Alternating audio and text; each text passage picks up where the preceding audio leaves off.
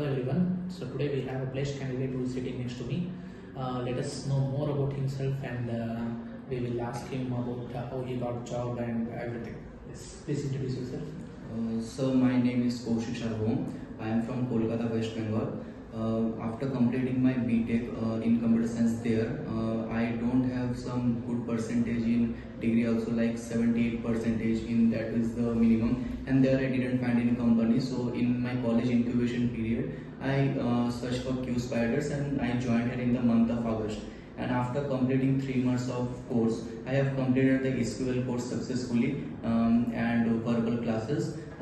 So there I performed well in the mock, and by my trainer like Murli sir gave me a chance to add for the requirements.